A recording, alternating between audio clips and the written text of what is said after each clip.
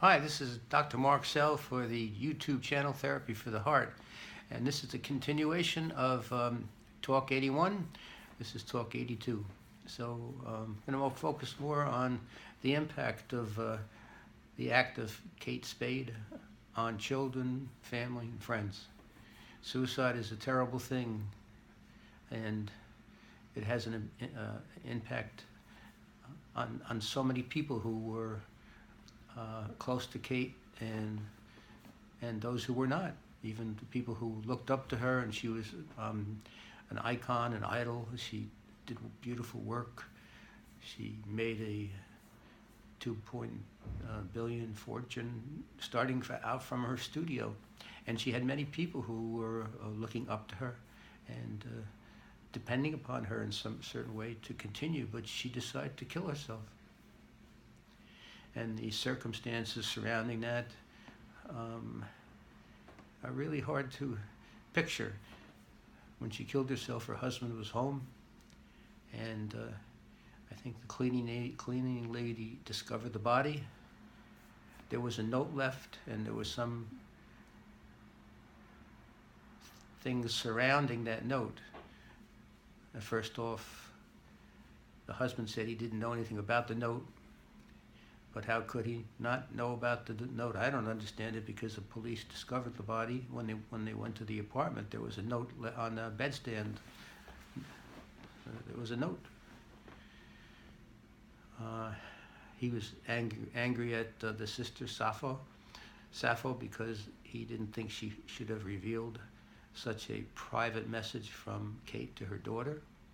Well, things are not private when you get to be a public figure such as Kate Spade. And no longer, if you want privacy like that. I mean, I can understand they want privacy because such an onerous thing happened, and to me, an unfathomable thing, an unthinkable thing. But you can't have privacy if you're going to build up a multi-billion industry. So it's not going to. And also, people want to know what happened. And in order to prevent things like this and also understand the impact of others, you need to know the details. The details are a little fuzzy. For instance, Andrew said that the husband said that she was getting treatment, and he denied any existence of alcohol. But friends, insiders of the fashion industry said that she had quite a problem with alcohol. She was an alcoholic. So a big discrepancy. I think we're entitled to know the truth only because she's such a public figure, and also to be frank about the truth helps others who might be in a similar dilemma, thinking about suicide, having children, and if they're thinking about it.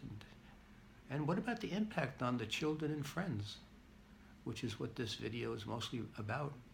What about the impact on Frances Beatrix, her daughter? The note, "I love you very much. Don't blame yourself. Ask Daddy." That's one variation, but the points are still the same. Don't blame yourself. Well, Kate was thinking about how her daughter might be blaming herself, right? Or she wouldn't have wrote that note. But why did she go ahead and do it? When people do things like this, they're out of their mind, true. But I was going to say it's no excuse. Well, it is and it isn't. Give it some thought. If you're thinking about your child blaming herself, then keep it. Check it at the gate. Don't act on impulse, which seems to be an impulsive action. What's Kate going to think? I mean, I'm sorry, what's Frances Beatrix going to think? How is she going to understand that? She's going to understand it by blaming herself. That's the only option she's going to have. She's a child. Don't blame yourself. Her daughter the daughter's going to think, well, why couldn't you have just stayed around for me, Mom? I needed you.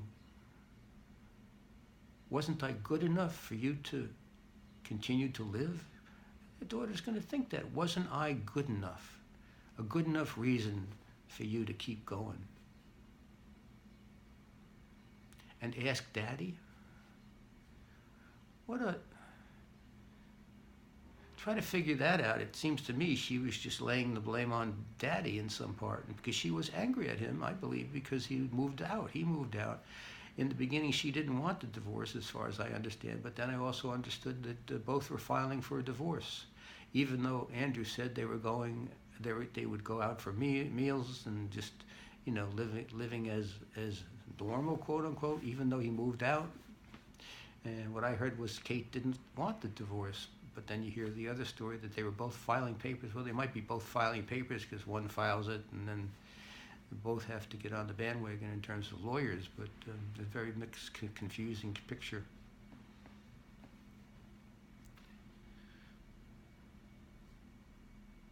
And, Kate did this onerous act, I believe. I think it was terrible. And then in that note, not only does Frances Beatrix lose her mom, but now her dad is in question in terms of Ask Dad. That seems to me coming out of anger about her husband moving out of the house. He moved out of the house, and apparently she didn't want the divorce, but Ask Dad. So that lays the blame on him. Now here she loses one parent, her mom, and then the second is in question. You always want to have a parent that's solid in your life. The horrendous thing is when two parents die. But she had her father. Now I don't know what she's thinking about. What does that mean about Ask Dad? We don't lay that at a child's footstep and doorstep. We don't do it. Not if we're thinking about the child, which she was not doing, really. She didn't take her daughter's life into consideration. A daughter who would want to have her be there to watch her grow and develop. These are formative years, and she stay with me, Mom. I want you to hold my hand while I walk through life. All this turbulence of adolescence, and I want you to be there when I get married, and if I do want to get married, and I want you to be there when I graduate from school and see my accomplishments. Hold my hand through life. Hug me. Support me. That's what she wanted. Be there. Hold me.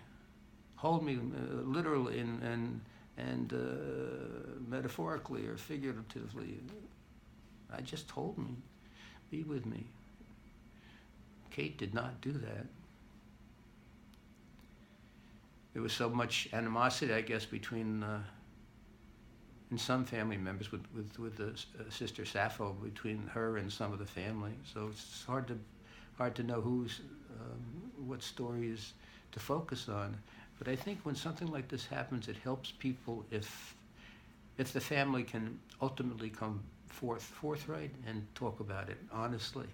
Also, which doesn't happen much. It's often when horrendous acts, we never get the family on board about talking about things because they're so ashamed. And this is how shame affects us. We want to move away from it. Don't want to talk about it. The worst thing is when somebody, a son or a daughter, kills someone, and the family can't just address it. We would like to know what happened and why, so we can prevent it again, so we can address other people, for citizens that are struggling with the same kind of impulses of depression, loneliness. Loneliness is, as we said, is at the top of the list next to obesity and smoking in terms of a health problem. Loneliness. UK, they had appointed a ministry of loneliness, someone to overlook this phenomena because it's so prevalent in the UK, and it's very, very prevalent here. And the convergence of shame and loneliness leading up to suicide has been substantiated. So this is serious business, and also particularly when we're talking about the youth. Big jump in increase in suicides among our youth.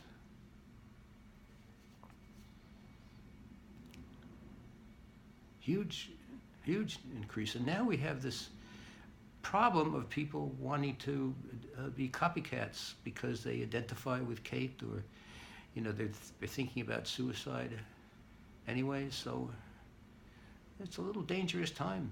I hope people contain themselves, and there are people out there watching out for their children. You don't know what they're thinking. Some children as young as 5 commit suicide. That's rare, but it does happen. And loneliness is, as I said, is a big problem. So it's up to us to watch out for the young. And we did a couple of videos of, as for podcasts have youth at risk, and also when a parent dies, what about the children and what they go through?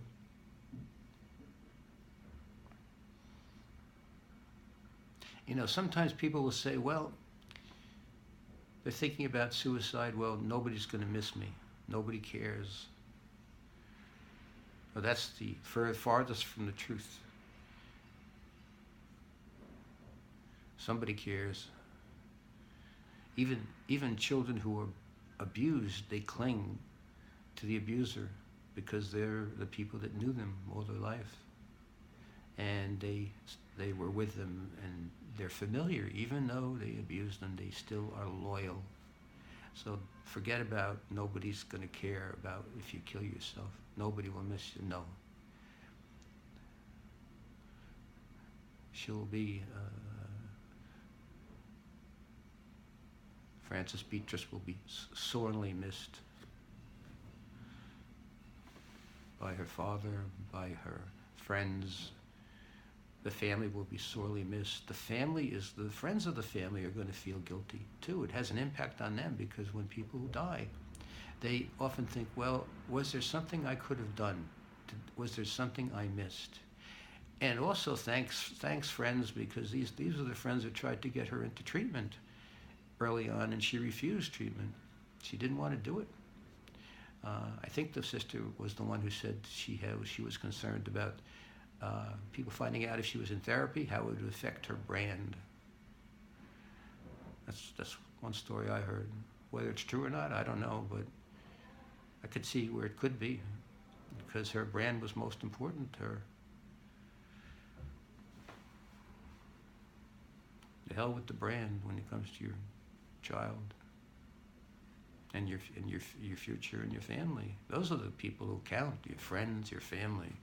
Your brand, hey, those people are going to be looking up to you and going to miss you, but they don't care really about you in the way your family and friends do. But she turned her friends down in terms of their wanting to help her. She refused treatment. So, not to blame her. I mean, obviously she was struggling with deep demons, and perhaps the moving out of her husband just she couldn't bear anymore of the loneliness and being alone. And so who knows what precipitated it? No one's really going to know. No one can be in her mind. But it's a terrible act, has a terrible consequences on so many people, remote from Kate and also very close to her, but particularly her daughter. This is for the therapists out there too, because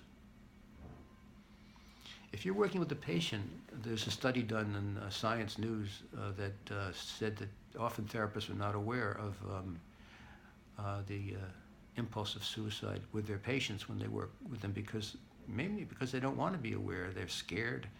They're afraid that they're going to be held responsible if the person kills themselves, and then so they don't really talk directly about it. One of the best things you can do with a patient sometimes is you can say, well, what's your idea about how it's going to affect me and my reputation? Do you think my I'm going to be on the front page of the New York Times if you kill yourself. Do you ever have that thought? Get them out, get it out, let them say it so that they don't. If they're angry at you, they might have an idea that you're going to suffer.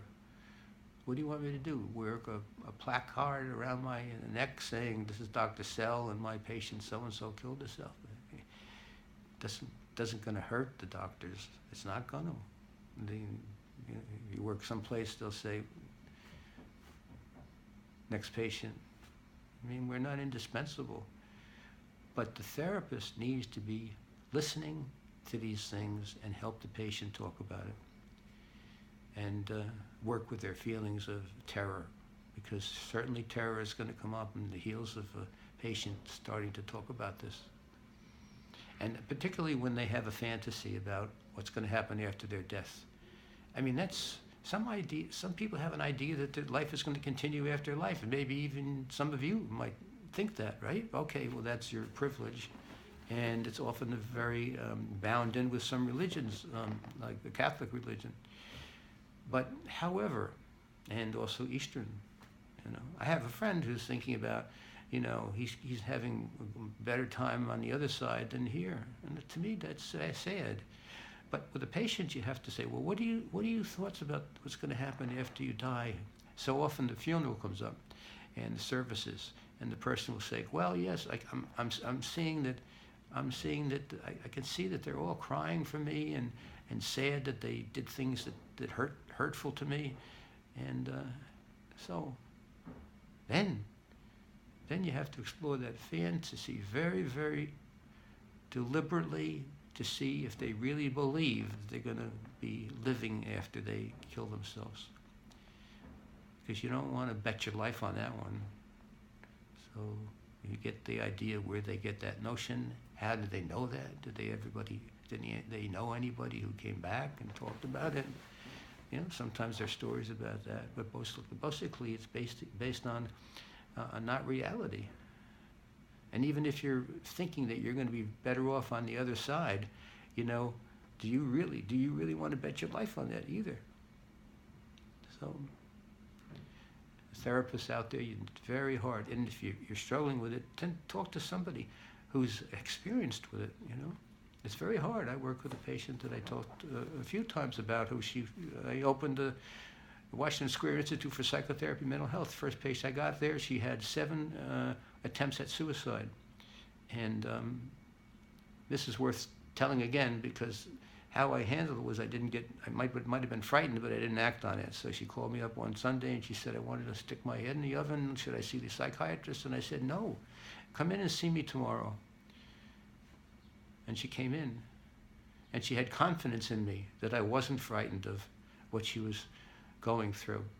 And she didn't commit suicide when she was working with me. I worked with her for 7 years. She didn't have one attempt after that, because she had strengthened from me in the confidence that she could come in and talk to me rather than go into the psychiatrist and then be put back in the hospital again in more shock treatments. So please share this video. I'm not so concerned if you comment on it, but you don't know who's out there who could be going through similar things, neighbors, friends. How about counselors? Do they know about the convergence of loneliness and shame and suicide? How many kids are thinking about it? They think about it. Doesn't mean they're going to do it, but they think about it. So we want to alert people, friends, neighbors, counselors. Just put it out there that this is a potential possibility that could happen. So please share it. And if you like this talk, you can give it a thumbs up. And if you don't like it, give it a thumbs down. But do one or the other so I can get some idea about what videos are clicking. Okay? So thanks for listening and for being out there and being concerned about your friends and your family. I am, and I know you are too. So this is an opportunity to do something about it. So I'm going to sign off for now. This is Dr. Mark Sehl from the YouTube channel Therapy for the Heart. And this is Tuesday, by the way. Tuesdays with Mark. It is Tuesday. I'm right on the button here. So nice being here. And I'll speak to you soon. All right. And if you want to contact me, marksehl@gmail.com. Feel free to do that. Okay, bye-bye.